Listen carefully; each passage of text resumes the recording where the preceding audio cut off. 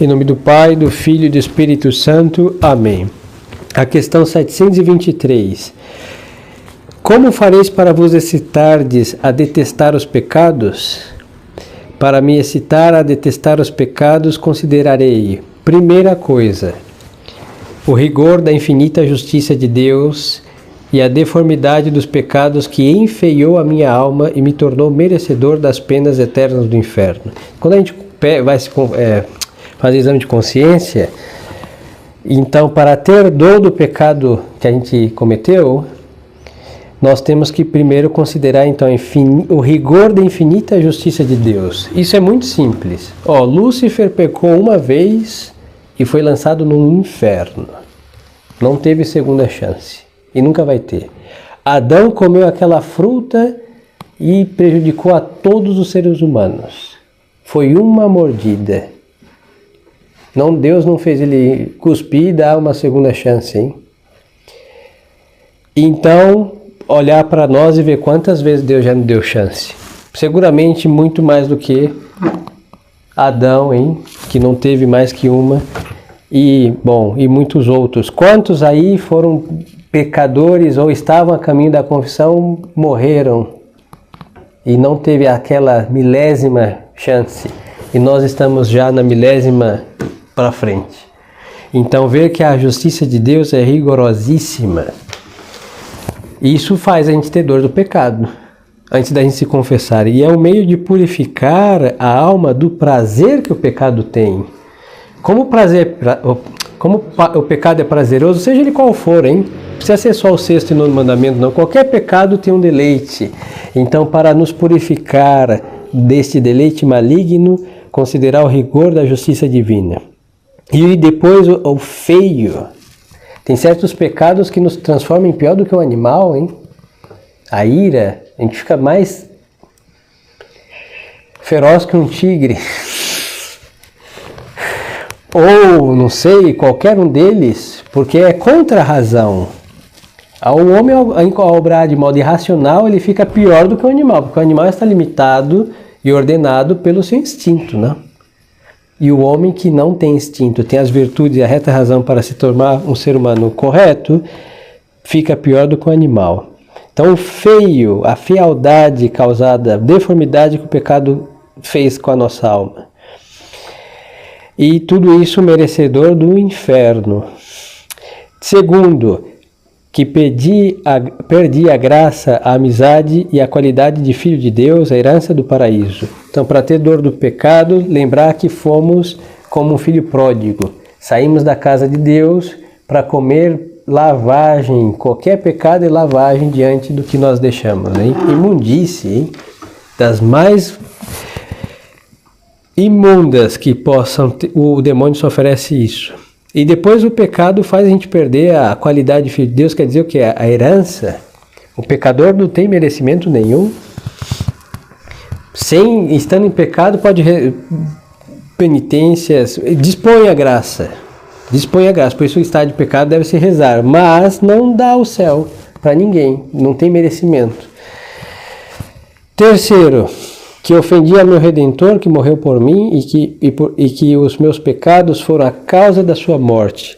Então, lembrar o que é o pecado é olhar para o crucifixo. Então, vai ter dor do pecado, hein? E a gente sempre fala, o judeu, o romano, etc., fez aquilo. Sim, mas nós não fizemos diferente, hein? Eles fizeram uma vez, nós fazemos todas as vezes que pecamos. Verdade que a primeira foi a perfídia. Mas imitar os inimigos de Deus, sendo filhos, sendo que somos filhos, e eles não são, e nem eram.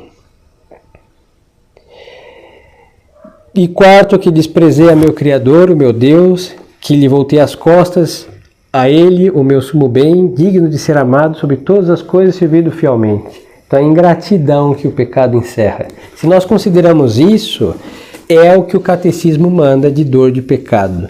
Se converte em lágrimas, se converte em temor de Deus, se converte em muitas coisas. Mas nós temos que fazer isso, porque não é só fazer exame de consciência, confessar, cumprir a penitência e está resolvido. Temos que pegar com estas 4 considerações e triturar a nossa alma para ela sair sofrida. Porque não é assim, peca facilmente e facilmente obterá o perdão. Não. peca facilmente, rala como penitente, para que Deus lhe perdoe, nos perdoe. Assim tem que ser. Questão 724. Devemos ter grande empenho quando nos vamos confessar em ter verdadeira dor dos nossos pecados? Sim. Quando nos vamos confessar, devemos ter muito empenho em ter verdadeira dor dos nossos pecados, porque esta é a coisa mais importante de todas. Se falta a dor, a confissão não é válida. Pode se confessar com cura d'aras. Se a gente confessa descaradamente, sem dor, sem arrependimento, sem nada, não saímos perdoados por Deus, hein? Não é aqui, eu não vou entrar nem na questão de padre válido, inválido, fórmula dita, não dita. O padre põe tudo que tem que pôr. Se a gente chega lá e sai de qualquer jeito, a confissão não é válida. Catecismo, hein? Letra por letra, que foi posta aqui para São Pio X. E não é exageros do Padre Neves. Para a validade da confissão, temos que ter dor. Ninguém pode descaradamente se confessar como se fosse uma sessão de, de conversar com um psicólogo das dificuldades e sair igual. Não, não é um alívio de consciência, não. É dor causada por estas 4 considerações que nós fizemos aqui. Bom dizer, mas isso é escrúpulo. Isso é catecismo, hein? O catecismo não gera escrúpulo em ninguém. Chama delicadeza de consciência, não? Ter a consciência afiada, bem aguçada nos preceitos de Deus. Escrúpulo é ver pecado onde não tem. Então, vamos se confessar melhor. Deus dá chance para que corrijamos o que foi feito de errado até o presente. 725. Quem se confessa só de pecados veniais deve sentir dor por todos? Ou seja, tem almas que têm a graça porque lutam para não cair no pecado mortal. Então elas vão se confessar. Então a pergunta é a seguinte: ela deve ter uma dor, como descrevemos aqui, por todos eles? Aí diz o catecismo: quem se confessa só de pecados veniais, para se confessar validamente, basta que se arrependa de algum deles. Mas para alcançar o perdão de todos, é necessário que se arrependa de todos os que reconhece ter cometido. Então, os senhores observem a distinção entre dor do pecado e arrependimento. O arrependimento deve ser de todos os pecados. Agora, a dor deve ser quando são somente pecados veniais de algum deles. Então, por exemplo, pecado venial. Essas desculpas que se dá, essas mentirinhas, se a pessoa tem o hábito, o vício em realidade, de dizê-la sempre, aí depois teve uma distração da oração e depois teve um pouquinho de ira. Tudo isso é venial. E ela precisa sentir dor por todos esses? Não. Normalmente, seria um conselho que tenha causa e dor para o pecado venial mais forte na sua vida. Se ela anda distraindo muito na oração, que cause dor naquele pecado, não? Se ela anda dizendo mentirinhas por aí para todo torto a direito, então que cause dor naquilo, para que pela frequência que já é um hábito, a dor freie o hábito daquele pecado venial.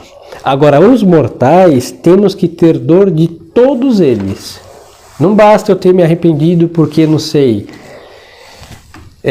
disse o nome de santo de Deus, nosso Senhor, em vão. Mas aí roubei, adultérios por aí, blasfêmias e domingos sem missa porque eu não quis ir e jurei falso, tudo isso é mortal. Mas eu só me arrependo de um e tenho o perdão, eu só tenho dor de um, não basta, tem que ter dor de cada pecado mortal. Os senhores entendem a diferença? Venial, basta ter dor de algum deles. E se arrepender de todos. E para ser perdoado dos mortais tem que se arrepender de todos e ter dor de todos os pecados, um por um. Com as 4 considerações do catecismo que deviam escrever no espelho, porque são elas que causam essa dor. As 4 considerações que fizemos ao princípio, que está na questão 723. Quem se confessa só de pecados veniais e não está arrependido nem sequer de um só, faz uma boa confissão? quem se confessa só de pecados veniais e não está arrependido nem sequer de um só, faz uma confissão nula. Neste caso, além disso, a confissão é sacrílega e se adverte que lhe falta a dor. O problema hoje no confessionário são vários. Um deles é os padres. Por isso, olha, o Concílio de Trento, Santo Afonso, nosso amigo, eles insistem na formação do sacerdote, porque quem vai distinguir que é pecado mortal e venial? É o sacerdote, aí chama a ciência do sacerdote, que chama a teologia moral. Em nome da misericórdia de Deus, queimaram todos os manuais de teologia moral. Aí é o que você sente. O que a gente está sentindo, salvador pelo pecado, o resto não importa muita coisa, porque muitas vezes nós não temos esse termômetro moral, hein? O mundo tenta justificar. Então, não sei, xinguei alguém. Posso dizer que eu estou totalmente certo, por quê? Porque eu me defendi, ele me xingou primeiro. Nosso Senhor não permite revidar mal com mal. Mas me xingou e eu me defendi com um insulto. Não existe isso. Então, às vezes nós nos desculpamos, enganamos nossa consciência, chegamos ao confessionário com aquele pecado dissolvido por desculpas, aí vai ser um pecadinho de nada. Aos olhos de Deus é desse tamanho, mas nós jogamos um monte de soda cáustica, dissolvemos e fica desse tamanho. Então, quem deve saber isso é o sacerdote. E é um juízo objetivo, não é subjetivo e sentimental. E por quê? Porque é um juízo. No juízo tem que fazer resplandecer a justiça. E aí tem um pecador, que é o réu, tem um juiz, que é Deus, representado pelo sacerdote, e tem uma sentença. Então a absolvição, por isso a absolvição às vezes é negada. Por quê? Porque a pessoa não está arrependida, não está disposta, não fez exame de consciência direito, não tem dor, está ali confessando descaradamente. O padre olha, você está arrependido? Nenhum, padre, estou aqui só porque minha mãe me mandou me confessar, é meu filho. Vai se arrepender, vai rezar, olha para o crucifixo, não serve, hein? Aí nega, porque o padre é cruel. Não, o padre tem que ser justo. Se nem Deus vai perdoar o sujeito, quem sou eu para lançar o perdão de Deus quando Deus não dará? Porque sem arrependimento não tem perdão. Vocês me entendem? Aí é o grande drama de se confessar com qualquer um. Aí qualquer um é o quê? Um sacerdote que não estudou teologia moral. E não é um cursinho online, hein? Não é um cursinho online de 3 meses.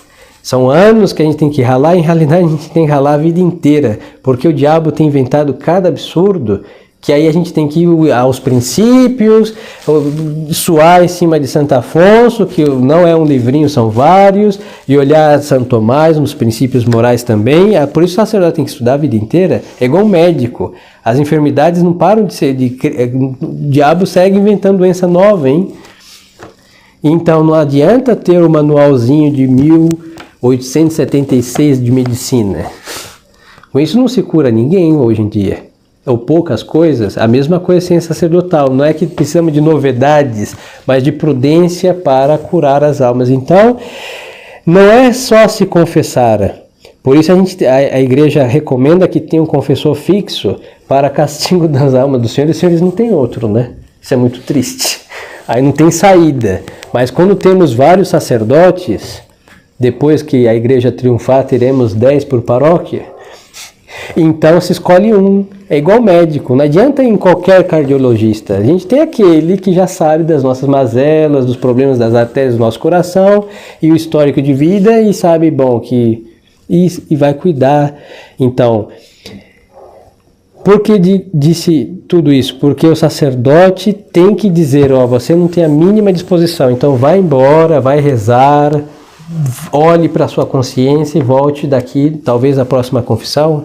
Não é para humilhar, não é para judiar de ninguém, é justamente para não humilhar Deus, profanando o sacramento, e nem para canonizar mazelas das consciências que não estão dispostas e querem sair aliviadas sem ter os passos, sem terem dado os passos para o perdão de nosso Senhor. Então cuidado, hein?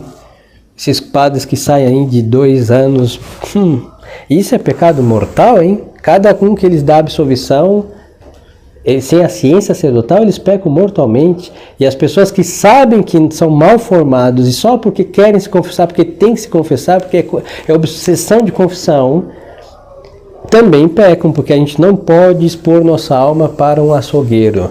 Somos ovelhas de Cristo.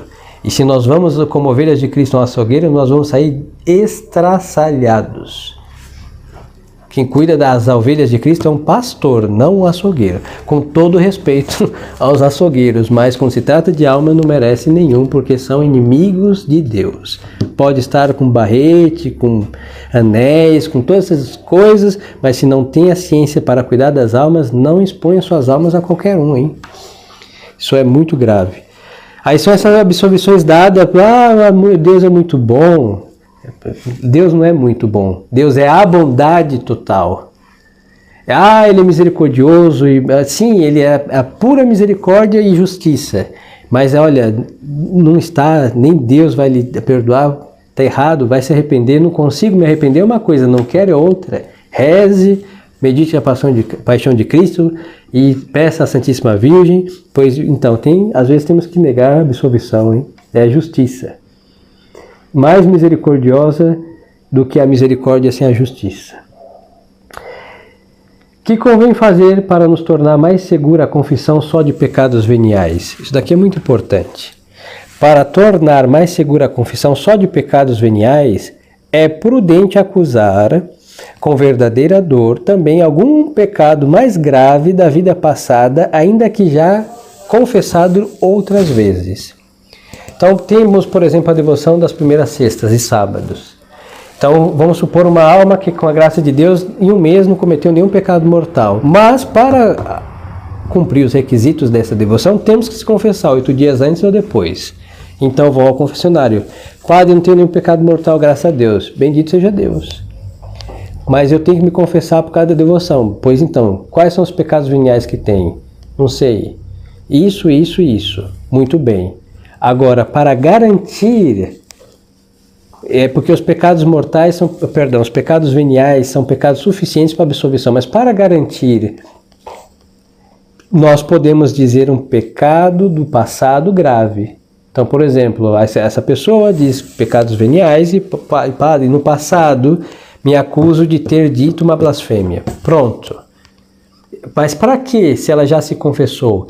Porque ao olhar para trás, não é que desconfia do perdão de Deus, que tem dúvida, nada dessas coisas, não é escrúpulo, não. É porque ao dizer uma coisa grave do passado, ela vai encausar na sua alma um arrependimento. Porque não é fácil arrepender por coisas pequenas. Vamos ser sinceros aqui. As coisas pequenas nós tratamos com desdém e não dá para ficar chorando porque... não sei, tossiu na missa. Agora, por falta de devoção, que não sei, ficou mal na missa, então dá mais dor para a alma olhar para trás e ver um chumbo grosso que ela fez e que Deus a perdoou, já está perdoado. Mas olhar para trás uma coisa grave que Deus já perdoou, aí ela tem dor dos pequenos também, só para garantir isso. Mas tem que dizer, padre, no passado me acuso de ter feito tal coisa. Um pecado mortal basta para garantir mais a dor dos pequenos pecados veniais confessados na confissão atual. Aí no modernismo, eles não gostam dessas coisas. Não, eu sei que os senhores não andam zanzando pelos confessionais modernistas, graças a Deus, açougueiros. Mas é o seguinte, Deus perdoou, está perdoado, já era. É a verdade. Mas não é por questão de Deus, é por questão da nossa alma. Porque eu tenho que olhar o que Deus já fez, coisas gravíssimas que Deus já nos perdoou, para que eu possa também chorar essas pequenas, porque são pequenas, mas são pecados. São pequenos, mas são o quê? Pequenas desobediências. Uma alma fiel, isso tem a sua seriedade. Não é desconfiar de Deus, nada dessas coisas. Não é escrúpulo, é catecismo. Que seja catecismo não semeia escrúpulo. 728.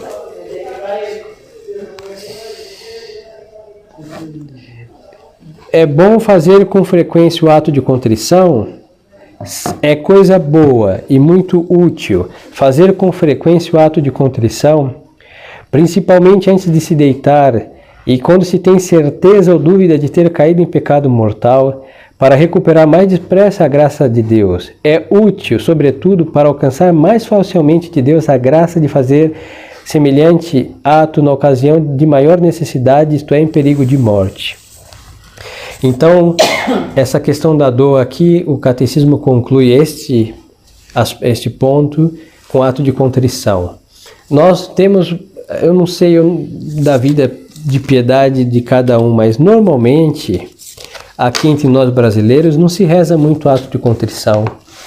Me lembro na Argentina que se reza muito mais que a gente. Por exemplo, antes de rezar o terço, eles rezam o ato de contrição. É necessário para... Não, não é necessário, mas é muito oportuno. Você vai saudar a Nossa Senhora, a primeira coisa que a gente faz, lavar a alma, ela é imaculada. Aí por isso é bem-vindo o ato de contrição antes, porque a gente perde os pecados veniais todos, hein? O ato de contrição.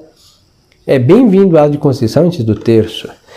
Depois, em alguns outros momentos, novenas, eu não fiz todas as novenas, mas todas as que eu vi de origem espanhola tem um ato de contrição antes. E às vezes não é só da Paixão de Cristo, é de São José, um ato de contrição. E porque a gente vai falar com Deus, qual é o primeiro impedimento de elevar a alma? Os pecados. Então tira os pesos das costas, que a gente se eleva sem esforço.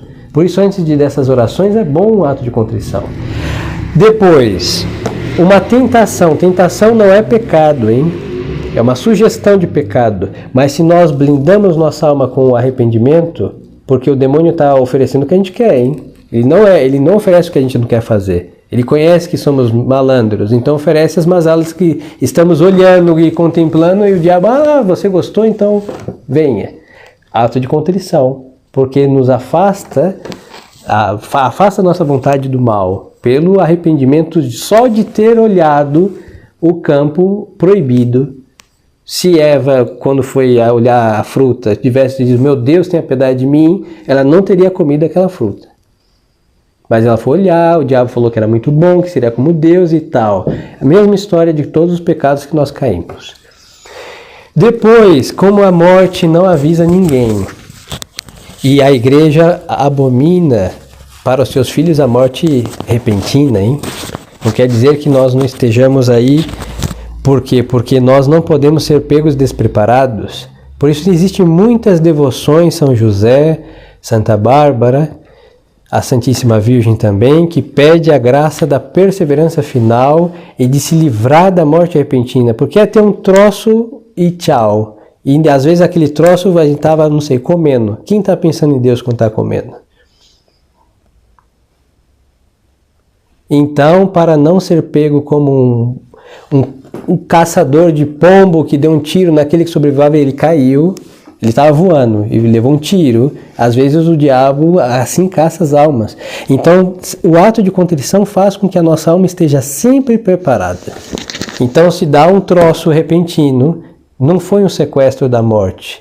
Aos olhos dos homens, sim, mas aquela alma estava com Deus, em comunhão com Deus e preparada para, que a melhor preparação para morrer é não ter pecados, hein? Então é muito oportuno. Aí existem 30 milhões de atos de contrição. Quais que podem ser rezados? Todos eles. E tem almas piedosas que não quer dizer que sejam carismáticas, em todo caso são criativas, que compõem atos de contrição. Porque às vezes um texto não expressa o suficiente para tocar nas feridas da nossa alma. Então a gente pode falar, meu Deus, me arrependo, e compor segundo a inspiração da graça, naquele momento, um ato de contrição. Desde que expresse que pecamos, que não queremos pecar mais e que contamos com a graça de Deus para fazer o combate necessário para não recair. Pronto, com esses 3 elementos a gente pode compor também o ato de contrição e estar sempre falando com Deus. Aí foi um olhar ali indevido, Senhor, tenha piedade de mim. For ouvir uma conversa que não deveria, Senhor, tenha piedade de mim. Limpa meus ouvidos, olha meus olhos, Senhor, que ando vagabundeando por as mazelas deste mundo, tenha piedade. E assim aí se vê uma morte repentina, não foi repentina, a alma andou no temor de Deus, e quem anda no temor de Deus não é pego despreparado. Então é muito importante o bendito e querido e tão esquecido ato de contrição.